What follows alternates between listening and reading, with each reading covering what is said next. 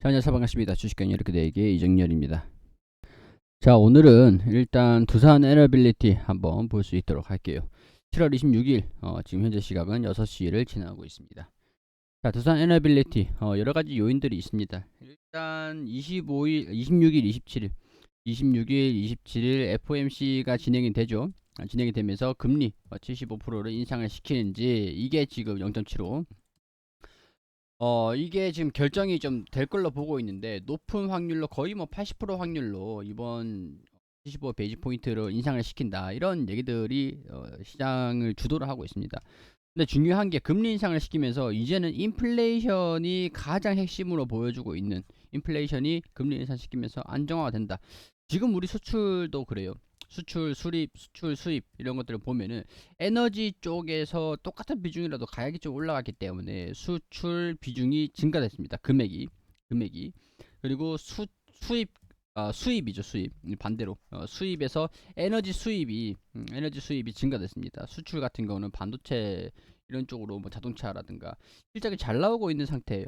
그래서 인플레이션이 올라가고 금리 인상하고 있는 시점에 있는 상황들에도 실적이 좀 잘 나오고 있구나. 약간 실적 장세로 약간 시장에 좀 안심을 하고 있는 상황인 것 같아요. 근데 이게 결과론적으로는 제가 이전에 말씀을 드렸던 게 한 지난 4월, 5월 달쯤에 말씀을 드렸던 게 한 적어도 이제 7월 늦으면 이제 9월 달까지는 금리 인상들 때문에 시장이 좀 약세 흐름들을 이어갈 것이다라고 말씀을 드렸었는데 아직까지는 시장이 약세를 보여주고 있는 상황들이긴 합니다. 길게는 아마 9월까지 금리를 어디서 멈출 것인가. 시장에서 예상하고 있는 금리 인상이 일단 멈춰준다라고 하면은 아마 이게 한 9월 달쯤까지는 그 이후에는 이제 회복장이 본격적으로 나올 가능성들이 좀 높다고 봐요. 그게 8월이 될지. 지금 이제 금리 인상하는데 좀 시장이 무덤덤한 상태죠. 실적이 좀 받쳐주고 있는 상황들이니까. 근데 또 이 3분기 실적은 또 어떻게 될지 몰라요. 그렇기 때문에 9월 달에는 9월 달까지는 좀 아무래도 좀 길게는 9월 달까지는 좀 부진한 모습들을 좀 보여줄 수도 있다. 이렇게 시장을 보면 될 것 같고 시장이 제가 말씀드린 게 7월에서 길게는 9월이라고 했어요. 자, 근데 8월 달에 두산 에너빌리티에 이벤트가 하나 있습니다. 두산 밥캣. 이거 계속 제가 설명을 드리는 거예요. 두산 밥캣 PRS. 주가 연계 스와프 이 상품인데 금융 상품인데 두산 밥켓의 기준 주가를 설정을 해서 여기보다 떨어지면은 손실분을 증권사에 메꿔주고 올라가면은 차익분을 받는 겁니다. 지분은 유지를 하고 그런 상황인데 이게 두산 밥켓 주가가 좀 많이 떨어졌습니다. 두산 밥켓 주가가 많이 떨어지고 지금은 좀 회복을 하고 있는 모습들 슬슬 보여주고 있는데 8월 29일인가 아마 그럴 거예요. 만기가 연장이 되느냐 결정을 하는 게 이때입니다. 근데 두산 에너빌리티 같은 경우에서는 두산 밥켓이 캐시카우기 때문에 이거를 매도를 할 수는 없어요. 만기 연장을 무조건 해야 돼요. 두산 에너빌리티 같은 경우에서는 손실분을 메꿔주든 어찌됐든 간에 두산 밥켓 같은 경우에서는 아무래도 뭐 최대 주주가 두산 에너빌리티인데 이게 블록 딜을 좀 진행을 할 이거를 완전히 매도를 할 이럴 가능성들이 좀 있는 상황들이니까 이런 것들 우려감들 반영이 됐다 이렇게 얘기를 하고 있는 상황들인데 두산 에너빌리티가 두산 밥켓의 지분을 포기를 할 그런 가능성들은 거의 없다라고 봅니다. 그럼 이제 두산 에너빌리티 입장에서는 두산 밥켓의 주가가 올라오거나 아니면은 포기를 하거나 연기를 해야 되는데 연장을 해야 될 수밖에 없어요. 해야 될 수밖에 없는 상황에서 연장을 하기 위해서 이 손실분을 어떻게 할 거냐. 주가가 좀 떨어져가지고 이전에 이 기준 가격이 5만 원대라고 하는데 이것보다 엄청 떨어진 이 손실분을 어떻게 할 거냐. 이게 아무래도 3분기가 될 수도 있을 것 같은데 2분기에도 뭐 2분기에 반영이 될지 3분기에 반영이 될지 아마 2분기에 반영될 가능성들 있을 것 같다. 그러니까 결국에는 실적 발표를 기다리면서 좀 관망세를 보여주고 있습니다. 관망을 좀 하고 있어요. 주가가 좀 이탈을 하고 떨어지고 있는 상황들은 아니거든요. 주가가 이탈을 하고 큰 폭으로 하락을 하고 뭐 이런 것들 때문에 뭐 악재를 받아들이면서 주가를 큰 폭으로 떨어뜨리고 있는 모습들을 보여주지는 않고 있는 상황들인데 그래도 아직까지 좀 주가가 좀 올라가려고 하면 차익실현 매물들이 나오면서 딱 그 자리를 좀 버티고 있는 게 최선인 그런 상황이 진행이 되고 있다. 이렇게 정리를 흐름들을 볼 수가 있겠죠. 자, 이 내용들을 보면은 양호한 실적에도 주가는 비실거리고 있고 두산밖에 PRS 연장 여부 촉각을 기울이고 있다. 이게 보면은 8월 달이라고 하는데 이 낮거나 높으면 서로 차익을 물어주는 파생 상품이라고 했죠.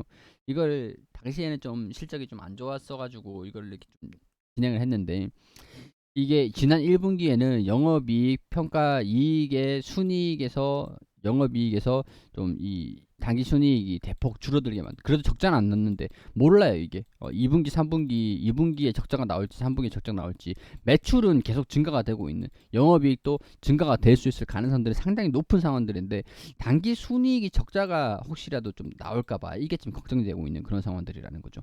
자, 일단 이게 연장이 8월 달 거의 이제 8월 달이라고 하니까 이게 이번 PRS 만기 정산일이 8월 30일이다라고 하죠. 그러니까 약간 실적 발표를 좀 해야 되는 상황들이다 보니까 지금 상황에서 8월 30일 이거를 아직까지 연장을 했다 안 했다 막 그런 얘기들이 나오진 않았어요. 나오진 않고 있기 때문에 이 거래 금융기관의 손실분을 물어줘야 되기 때문에 8월 30일이 기준이다. 56,000원이었다는 점에서 56,600원보다 56,600원보다 낮으면은 물어줘야 되는데 지금 3만원대다 보니까 거의 뭐 2만원이 떨어진 그런 상태라서 이게 어떻게 반영이 될지 그게 좀 중요하다라고 하죠.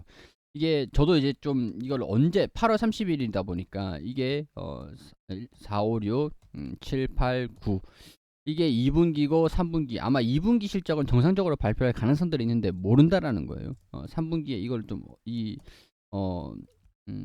그 유보금을 좀 확보를 해 놓던지 좀 어떻게 설정을 할지는 모르겠는데 일단 3분기까지 이 연장이 됐다라는 소식들이 나와주면 재료 소멸이 지금 진행이 될 수 있겠지만 아무래도 지금까지는 주가가 호재가 나온다라고 해도 주가가 좀 슈팅이 나왔다가도 차익 실현이 바로 떨어지는 약간 외국인들 기관들 매도하는 모습들을 보여주고 있는 그런 상황들이다.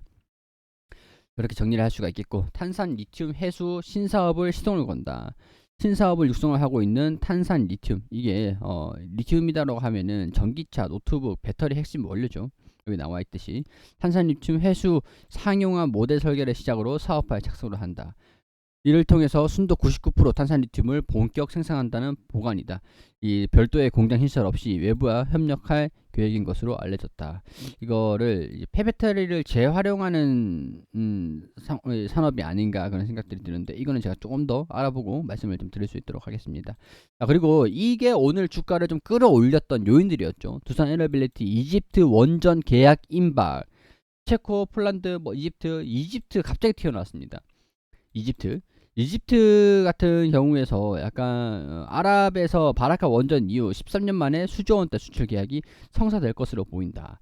야, 이렇기 때문에는 총 원자력 발전소 4기 2차 측 2차 개통 건설 사업의 최종 수출 계약을 맺을 것으로 알려졌다. 그렇게 되면은 두산 에너빌리티가 주기기를 납품을 하면서 이 매출에 대한 부분들도 대폭 증가가 될 수가 있겠죠. 약간 이런 기대감이 중요하다는 거예요. 기대감이 중요한데 실적이 개선이 될 거야, 매출이 증가가 될 거야, 영업이익이 개선이 될 거야라는 기대감들이 중요하고 그게 주가를 움직이는 원동력이 될 수도 있는데 지금은 이제 실적 발표를 앞두고 있는 시기다 보니까 실적 발표 매출은 증가될 거야, 야 원전 수주 이거 계약하면은 주가는 이렇게 펌핑을 하면서 올라갈 가능성들 기대감들이 반영될 가능성들이 있는데 제한적일 거라고 보는 게 차라리 영업이 이거 실적 발표를 빨리 해버리고 수주를 발표를 해버리면은 좀 덜할 수도 있을 것 같아요. 영향이 좀 덜할 수는 있을 것 같아요. 기대감이냐 아니면 실적에 대한 우려감이냐 불확실성이냐 여기에 싸움이 될 것 같은데 이거 사실 원전 수주를 받는다라고 해가지고 단기적으로 실적에 무조건 한 방에 바로 반영이 되는 게 아닙니다. 그렇기 때문에 이거는 장기적으로 꾸준한 성장세 이 PRS 이런 것들은 단기적인 영향 이라고 구별을 하시면은 단기적으로는 조금 주가가 힘을 못 쓸 수는 있겠지만은 장기적으로 이런 것들이 매출이 반영이 되면은 긍정적으로 반영이 주가 움직임들도 보여줄 수 있겠구나 라고 보면 될 것 같아요. 자, 두산 에너빌리티 산업이 여러 가지가 있는데 원전 사업이 있고 풍력도 있죠.